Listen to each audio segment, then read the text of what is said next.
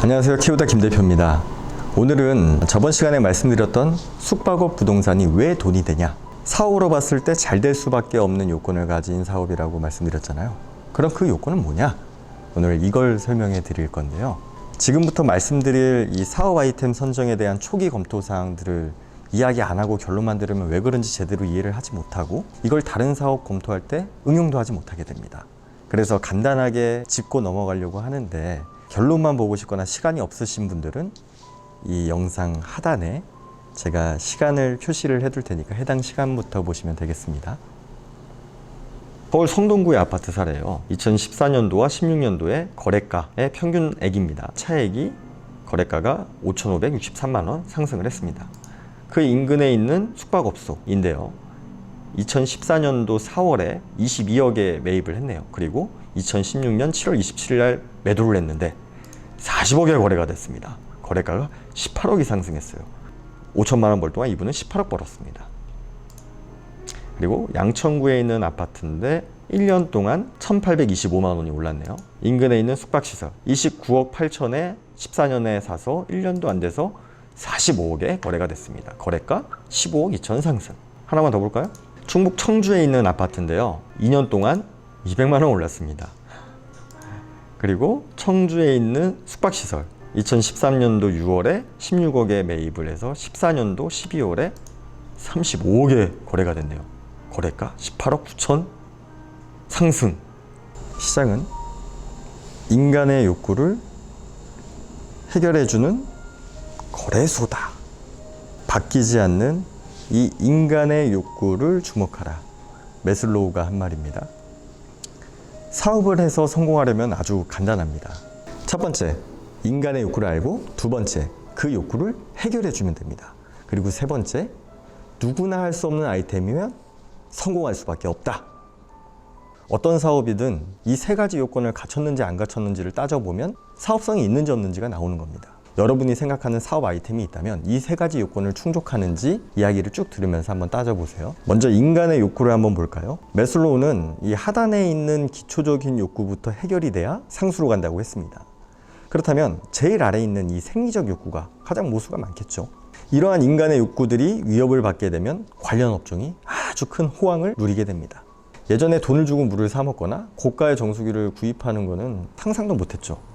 그런데 1991년 한강에 폐수가 유출이 된 게 기사화가 되면서 한 달에 한 개도 안 팔리던 정수기가 하루에 몇백 개씩 팔려서 웅진코웨이가 아주 대박이 났죠.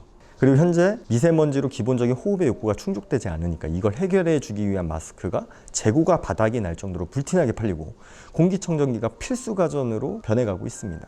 인간의 욕구가 위협을 받으면 해결해 주는 사업은 대박이 나게 되는 거죠. 위협받은 욕구를 해결해 주는 사업군이 아닌 항상 존재하는 욕구를 꾸준히 해결해 주는 사업군도 있죠. 인간의 욕구를 해결하기 위한 기본 요소인 의식주.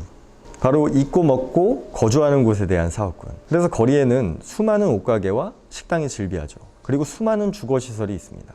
모두들 이 아이템으로 성공하고자 나름의 차별성을 두고 사업을 해나가고 있습니다. 하지만 빠르게 트렌드가 변화하고 새로운 경쟁자들이 계속해서 나타나다 보니 한때 잘 나가던 브랜드들도 지금은 완전히 사라진 경우가 많죠. 조다시, 스톰, 안전지대 이런 브랜드 기억나시나요? 제가 어렸을 때 되게 유행했던 브랜드인데. 그리고 이 표는 월스트리트 저널에서 한국 치킨집과 가계부채 비율을 비교한 표입니다. 왼쪽이 한국 치킨집 증가 추세고 오른쪽이 가계부채 비율입니다. 여기서 이야기하고 싶은 건 한국에서는 가계빚을 계속 내서 치킨집을 내고 있다를 이야기하고 싶었던 것 같아요. 이건 치킨집만의 이야기가 아니에요. 뭐가 잘 된다라고 하면 불나방처럼 사람들이 달려듭니다. 그러면 공급이 많아지게 되고 당연히 경쟁력이 없어지게 되는 거죠. 그러면 누구나 할 수 없는 아이템을 하기 위해선 어떻게 해야 되는 거냐? 엄청나게 맛있는데 다른 사람이 접근 불가능한 100년 전통의 노하우를 나만 갖고 있거나, 즉 나만이 할 수 있는 특별한 기술을 가지고 있거나, 그게 반도체가 됐든 무슨 비트코인이 됐든, 아니면 그 업종 자체가 타인이 접근하기 어려운, 즉 법으로 신규 허가가 잘 나지 않는, 쉽게 말해서 카지노 같은 이런 업종을 한다든가, 그러면 다른 사람 접근이 어려워지겠죠. 이 진입장벽이 높으려면 그 영업장의 신축이나 용도 변경이 쉽냐 어렵냐를 보면 됩니다. 앞에서 말한 의식주, 옷가게, 치킨집, 커피숍, 음식점들은 근린생활시설에서 영업을 할 수 있는데요. 대부분 지역에서 근생 신축이나 용도 변경이 가능합니다. 까다롭지 않아요. 내가 치킨집을 내서 대박이 났어요. 매출이 막 1억이에요. 갑자기 옆 건물 사무실이 빠지더니 근생으로 용도 변경을 해서 더 싸고 맛있고 핫한 브랜드의 치킨집이 들어옵니다. 매출이 반토막 나죠. 그러면 주는 어떨까요? 주거 공간으로서의 신축 및 용도 변경이 어렵나요? 아니요. 그렇게 어렵지 않습니다. 그러면 주거 공간을 임대하는 주택 임대업을 하려고 하는데 이거 허가를 받아야 되나요? 아니요. 신고만 하면 됩니다. 하지만 이 주거 공간을 임대해 주는데 초단기로 임대해 주는 이게 바로 이 숙박업입니다. 숙박업은 건물의 용도 자체가 숙박시설이어야만 영업이 가능합니다. 그런데 숙박시설로의 신축 및 용도 변경은 굉장히 까다롭습니다. 이 지도는 대학로 인근입니다.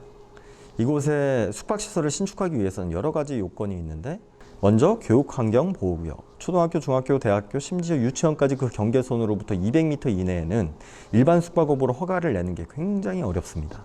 이 학교보건법에 있던 관련 법규가 교육환경보호에 관한 법률에 이전 개정되기 전까지는 아예 불가능했어요. 개정이 됐어도 지난 2년간 서울시에서 이 일반 숙박업이 교육심의를 통과한 사례를 아직 저는 못 들어봤습니다. 이 붉은색으로 표시된 곳이 상업지역인데요. 일반 숙박업은 상업지역에서만 허가가 가능합니다. 그것도 서울의 경우에 옆에 노란색으로 표시되어 있는 주거지역과 25m 이상 떨어져 있어야 됩니다.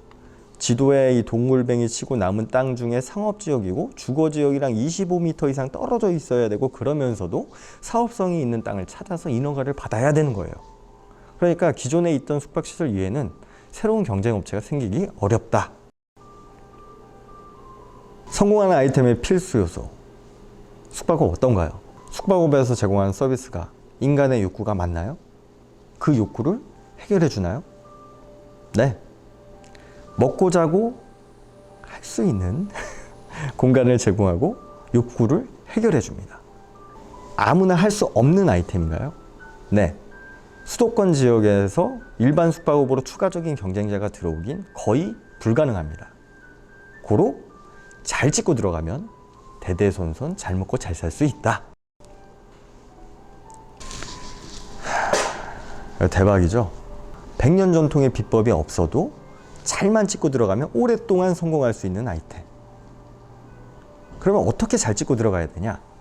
그건 바로 다음 시간에 이어서 숙박 창업 전략에 대한 영업 비밀을 하나씩 공개하도록 하겠습니다.